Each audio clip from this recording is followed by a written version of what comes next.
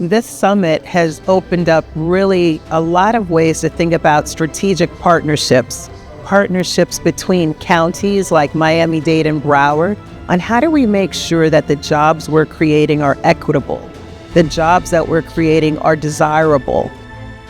What we do here, we have to reimagine a future. We have to look at what jobs will actually have the most need and the impact, and be strategic to start teaching those job skills in the beginning. We have to get a lot of people who feel like they can't go forward to once again believe in themselves, despite what their past looks like, and say, hey, I can actually take a step out and take a step towards this dream, and us to facilitate it. We're so grateful that we have this partnership because we have a workforce that comes from OIC pretty much at the entry level. There are people who may have a challenging past and that need an opportunity for a fresh start. And so we're working very closely with OIC to provide that fresh start.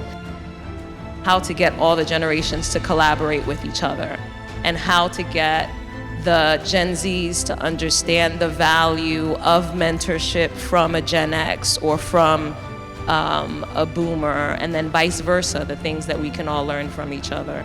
Generation, we're more entrepreneurial than actually going out to get a job. So we want to be hairdressers, we want to be nail technicians, we want to do lashes, we want to be gamers, we want to do all this other different stuff. Like, we want to have a life outside of jobs. So what it has done for me as a business owner is that looking at how my workforce is made up, I have had to pivot and think and behave differently, and actually try to go out and understand how they think.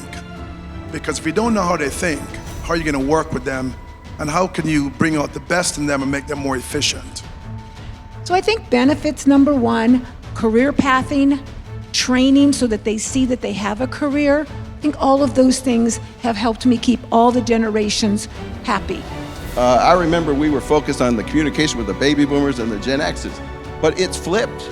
The baby boomers are 10% of our organization now, and the decisions are made with the Gen Zs and the Gen Ys, and you have to adapt your workforce for that. And so let's celebrate the positives of every generation, because we need them all. The change that we really want is just not on this stage, but it's out here in this audience.